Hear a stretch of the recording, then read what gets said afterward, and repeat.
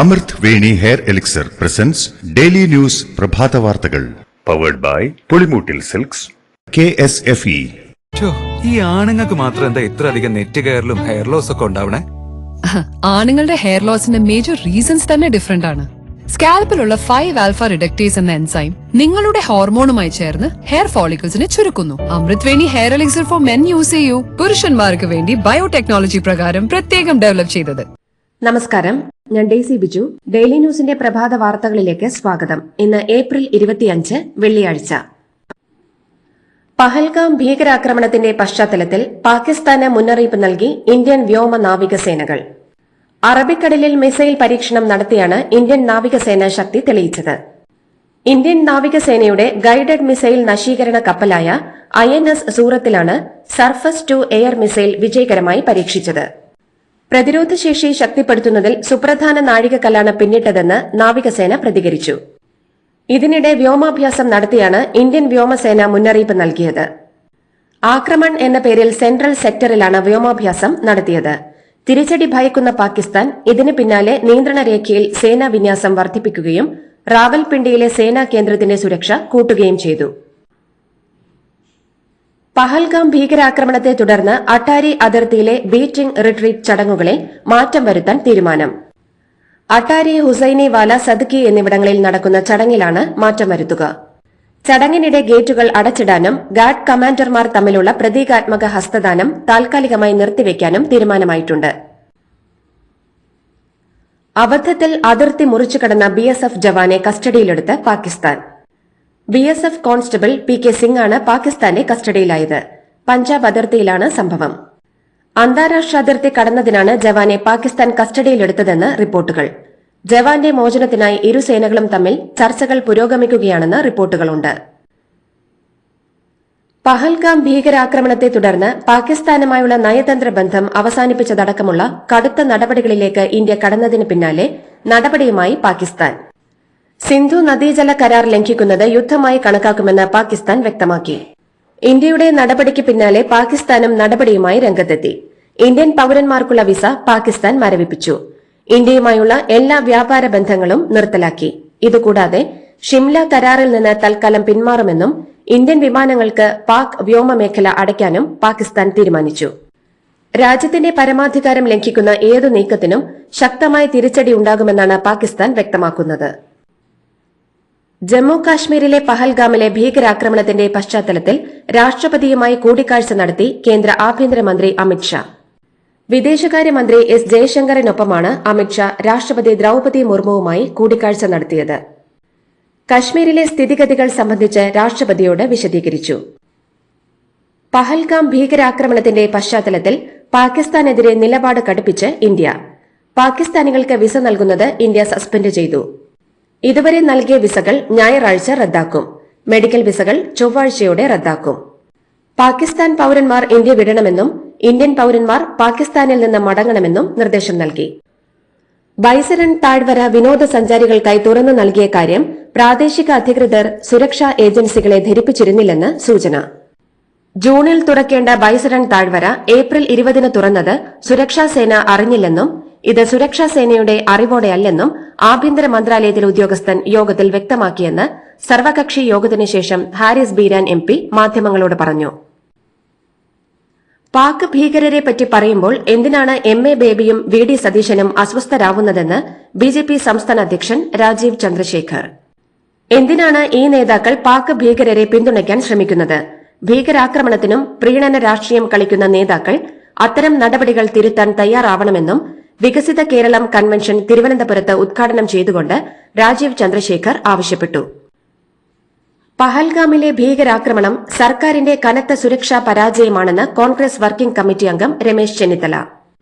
വേദനിക്കുന്ന ഹൃദയങ്ങളോട് കൂടി തന്നെ ഇനി നമുക്ക് രാജ്യസുരക്ഷയെക്കുറിച്ച് ശക്തമായ ചില ചോദ്യങ്ങൾ ചോദിക്കേണ്ട സമയമായി എന്നും ഇത്രയും കനത്ത സുരക്ഷാ സംവിധാനങ്ങൾ നിറഞ്ഞ കാശ്മീരിൽ ഇതുപോലെ ഒരു കൊടും ഭീകരാക്രമണം ഉണ്ടാകത്തക്ക നിലയിലുള്ള സുരക്ഷാ വീഴ്ച എങ്ങനെ ഉണ്ടായി എന്നും അദ്ദേഹം ചോദിച്ചു.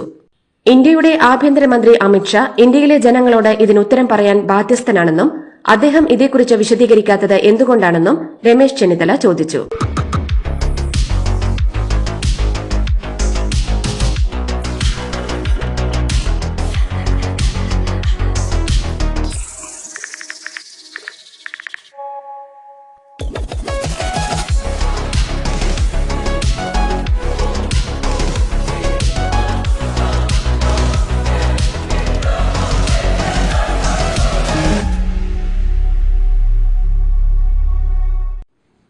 വയനാട്ടിൽ കാട്ടാനാക്രമണത്തിൽ വീണ്ടും മരണം. മേപ്പാടി എരുമക്കൊല്ലി പൂളക്കൊല്ലി സ്വദേശി അറുമുഖനാണ് മരിച്ചത്. എരുമക്കൊല്ലിയിൽ വെച്ചുണ്ടായ കാട്ടാനയുടെ ആക്രമണത്തിലാണ് കൊല്ലപ്പെട്ടത്. ഇന്നലെ രാത്രി 9 മണിയോടെയാണ് ആക്രമണം ഉണ്ടായത്. വയനാട് മേപ്പാടി എരുമക്കൊല്ലി പൂളക്കുന്ന് ഉന്നതിയിലെ അറുമുഖൻ കാട്ടാന ആക്രമണത്തിൽ കൊല്ലപ്പെട്ടതിൽ സ്ഥലത്ത് നാട്ടുകാരുടെ പ്രതിഷേധം. അറുമുഖത്തെ കൊന്ന കാട്ടാന തന്നെയാണ് നേരത്തെയും ഇവിടെ ആളുകളുടെ ജീവനെടുത്തതെന്നും കൊലയാളി കാട്ടാനയെ മയക്കുവെടിവെച്ച് പിടികൂടണമെന്നും ആവശ്യപ്പെട്ടാണ് നാട്ടുകാരുടെ പ്രതിഷേധം. കാട്ടാനയെ മയക്കുവെടിവെക്കാനുള്ള കാര്യത്തിലടക്കമുള്ള ആവശ്യങ്ങൾ ഇന്ന് പരിഗണിക്കുമെന്ന് ഉറപ്പ് ലഭിച്ചതോടെ രാത്രി 11:45 നാട്ടുകാർ പ്രതിഷേധം അവസാനിപ്പിച്ച് മൃതദേഹം സ്ഥലത്തുനിന്ന് കൊണ്ടുപോകാൻ അനുവദിച്ചു. ലഹരിവിരുദ്ധ പ്രവർത്തനങ്ങളുടെ ഭാഗമായി കളിക്കളങ്ങൾ സജീവമാക്കുകയെന്ന ലക്ഷ്യത്തോടെ ലഹരി വിരുദ്ധ സന്ദേശയാത്ര സംഘടിപ്പിക്കുമെന്ന് കായിക വകുപ്പ് മന്ത്രി വി അബ്ദുറഹ്മാൻ. മെയ് 5 കാസർഗോഡ് ആരംഭിക്കുന്ന യാത്ര കായിക മന്ത്രിയുടെ നേതൃത്വത്തിൽ എല്ലാ ജില്ലകളിലും പര്യടനം നടത്തും. സ്പോർട്സ് കിറ്റുകളും ഇവിടങ്ങളിൽ നൽകുമെന്നും അദ്ദേഹം വ്യക്തമാക്കി. എറണാകുളം അങ്കമാലി അർബൻ സഹകരണ ബാങ്ക് തട്ടിപ്പിൽ മുൻ ബാങ്ക് പ്രസിഡന്റ് PT പോളിന്റെ ഭാര്യ LC റിമാൻഡിൽ. 89 കോടി രൂപയുടെ തട്ടിപ്പ് കേസിലാണ് ക്രൈംബ്രാഞ്ച് LCയെ അറസ്റ്റ് ചെയ്തത്. മരിച്ച PT പോളായിരുന്നു കേസിൽ ഒന്നാം പ്രതി. തയ്യൽ തൊഴിലാളിയായ LCയും പണം തട്ടിയിട്ടുണ്ടെന്നും വ്യാജരേഖകളുണ്ടാക്കി LC ബാങ്കിൽ നിന്നും ലോൺ എടുത്തുവെന്നും അന്വേഷണ സംഘം പറയുന്നു. കേരള സർക്കാർ നടപ്പിലാക്കിയ കൊച്ചി വാട്ടർ മെട്രോ 40 ലക്ഷം യാത്രക്കാരെ സ്വന്തമാക്കി 2 വർഷം പൂർത്തിയാക്കുന്നു.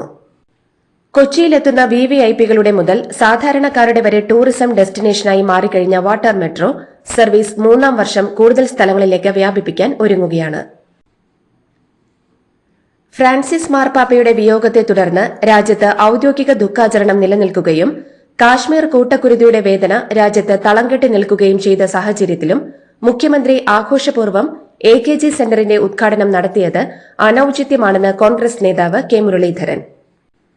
കോടികൾ മുടക്കി ഉത്സവം പോലെ സർക്കാരിന്റെ വാർഷിക പരിപാടികളും നടത്താൻ പാടില്ലായിരുന്നുവെന്ന് അദ്ദേഹം പറഞ്ഞു. LDF വീണ്ടും അധികാരത്തിൽ വരണമെന്നും LDF ആണ് ശരിയെന്നും CPI സംസ്ഥാന സെക്രട്ടറി ബിനോയ് വിശ്വം. അതുകൊണ്ട് ചില കാര്യങ്ങൾ പാർട്ടിക്ക് അകത്തും പുറത്തും CPI പറയും. അത് LDFനെ ശക്തമാക്കാനാണ്, അത് ഐക്യം തകർക്കാനല്ലെന്നും ആ ശരിയെ ശക്തമാക്കാനാണ് CPIയുടെ പോരാട്ടമെന്നും ബിനോയ് വിശ്വം പറഞ്ഞു. CPI 100ാം വാർഷികാഘോഷത്തിന്റെ പൊതുസമ്മേളനത്തിൽ പങ്കെടുത്ത് സംസാരിക്കുകയായിരുന്നു ബിനോയ് വിശ്വം. അടുത്ത വർഷം മുതൽ സബ്ജക്ട് മിനിമം 5, 6, 7 ക്ലാസുകളിലും നടപ്പാക്കുമെന്ന് പൊതുവിദ്യാഭ്യാസ മന്ത്രി വി ശിവൻകുട്ടി. അതായത് UP ക്ലാസ് എഴുത്തു പരീക്ഷകൾക്ക് പാസ്സാകാനും ഇനി മുതൽ മിനിമം മാർക്ക് തിട്ടപ്പെടുത്തുമെന്ന് സാരം. പാഠപുസ്തക വിതരണത്തിന്റെ സംസ്ഥാനതല ഉദ്ഘാടനം നിർവഹിച്ച് സംസാരിക്കുകയായിരുന്നു മന്ത്രി. മത അടിസ്ഥാനത്തിൽ വിവരശേഖരണം നടത്താൻ നിർദ്ദേശം നൽകിയ ഉന്നത ഉദ്യോഗസ്ഥരെ സസ്പെൻഡ് ചെയ്ത് വിദ്യാഭ്യാസ വകുപ്പ്. പൊതുവിദ്യാഭ്യാസ ഡയറക്ടറുടെ കാര്യാലയത്തിലെ administrative assistant Manoj PK, junior superintendent Apsara എന്നിവരെയാണ് സസ്പെൻഡ് ചെയ്തത്. സംഭവത്തിൽ റിപ്പോർട്ട് സമർപ്പിക്കാൻ പൊതുവിദ്യാഭ്യാസ വകുപ്പ് പ്രിൻസിപ്പൽ സെക്രട്ടറിക്ക് നിർദ്ദേശം നൽകിയിട്ടുണ്ടെന്നും മന്ത്രി വി ശിവൻകുട്ടി വാർത്താക്കുറിപ്പിൽ അറിയിച്ചു. നടൻ ഷൈൻ ടോം ചാക്കോയുടെ ലഹരിക്കേസ് അന്വേഷിക്കാൻ പ്രത്യേക സംഘം. ACPമാരായ K ജയകുമാർ, അബ്ദുൾ സലാം, രാജ്കുമാർ എന്നിവരുടെ നേതൃത്വത്തിലാണ് അന്വേഷണം പുരോഗമിക്കുക. ഡാൻസഫ് സൈബർ ടീം അംഗങ്ങളും സംഘത്തിലുണ്ട്. ഷൈനുമായി ബന്ധപ്പെട്ട വിവരശേഖരണം നടത്തുന്നതിനാണ് അന്വേഷണ സംഘം വിപുലീകരിച്ചതെന്ന് ഉദ്യോഗസ്ഥർ വ്യക്തമാക്കി. സാമൂഹ്യക്ഷേമ പെൻഷനുകളുടെ കുടിശ്ശികയിൽ 1 ഗഡു കൂടി അനുവദിക്കാൻ സംസ്ഥാന സർക്കാർ തീരുമാനിച്ചു. മെയ് മാസത്തെ പെൻഷനൊപ്പം 1 ഗഡു കുടിശ്ശിക കൂടി നൽകാൻ നിർദ്ദേശിച്ചതായി ധനകാര്യമന്ത്രി KN ബാലഗോപാൽ അറിയിച്ചു. അടുത്ത മാസം പകുതിക്ക് ശേഷം പെൻഷൻ വിതരണം തുടങ്ങാനാണ് നിർദ്ദേശം. ഇന്ത്യൻ നാഷണൽ കോൺഗ്രസിന്റെ അധ്യക്ഷ പദവിയിലെത്തിയ ഏക മലയാളി ചേറ്റൂർ ശങ്കരൻ നായരെ മത്സരിച്ചനുസ്മരിച്ച് BJPയും കോൺഗ്രസും. ചേറ്റൂരിന്റെ 91ാം ഓർമ്മ ദിനത്തിലാണ് BJPയും കോൺഗ്രസും അനുസ്മരണം സംഘടിപ്പിച്ചത്. ചേറ്റൂരിനെ കോൺഗ്രസ് അവഗണിക്കുന്നുവെന്ന ആരോപണം ഉയർന്നു വന്നിരുന്നു. ഇതിന് പിന്നാലെ സുരേഷ് ഗോപി ചേറ്റൂരിന്റെ വീട്ടിലെത്തി സന്ദർശിച്ചിരുന്നു. കക്കയം ജലവൈദ്യുത പദ്ധതിയുടെ പെൻസ്റ്റോക്കിൽ ലീക്കേജിനെ തുടർന്ന് വൈദ്യുതോൽപാദനം നിർത്തിവച്ചതോടെ മലബാറിൽ വൈദ്യുതി നിയന്ത്രണത്തിന് സാധ്യതയെന്ന് KCB അറിയിപ്പ്. ഇന്നും നാളെയും മലബാറിന്റെ ചില ഭാഗങ്ങളിൽ അരമണിക്കൂർ നേരത്തേക്കാകും വൈദ്യുതി നിയന്ത്രണം. ഓഫീസ് സമയം കഴിഞ്ഞാലും അവധി ദിനമാണെങ്കിലും പണത്തിന് ആവശ്യമെങ്കിൽ മൊബൈൽ ആപ്പ് വഴി ഉടനടി അക്കൗണ്ടിലെത്തും. അതാണ് KSFE smart gold over draft. ഏത് ശാഖയിലും സ്വർണം വയ്ക്കൂ. മൊബൈൽ ആപ്പ് വഴി എപ്പോഴും എവിടെ വെച്ചും പണം പിൻവലിക്കൂ. പരമാവധി 50 ലക്ഷം രൂപ വരെ. അതിവേഗ പ്രോസസിംഗ്. 24/7 സേവനം. ഇനി ആവശ്യങ്ങൾക്ക് അവധി കൊടുക്കേണ്ട, സമയവും നോക്കേണ്ട.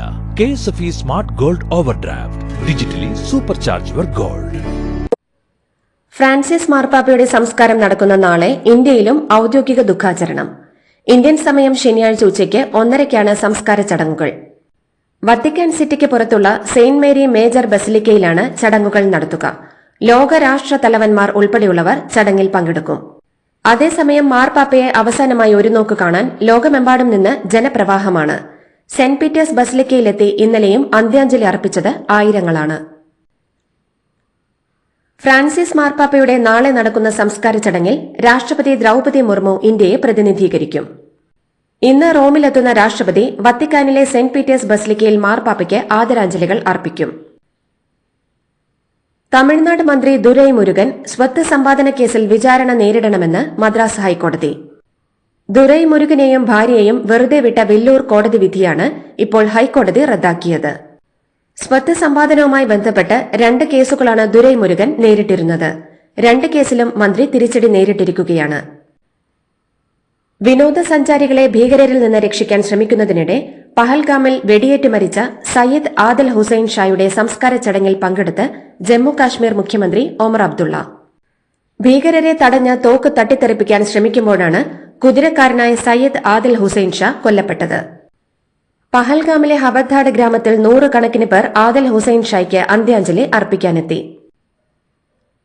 ജമ്മു കാശ്മീരിലെ പഹൽഗാമിലും പുൽവാമയിലും നടന്ന ഭീകരാക്രമണങ്ങളെക്കുറിച്ച് വിവാദ പരാമർശം നടത്തിയതിന് അസമിലെ MLA അമിനുൾ ഇസ്ലാമിനെ അറസ്റ്റ് ചെയ്ത് പോലീസ്.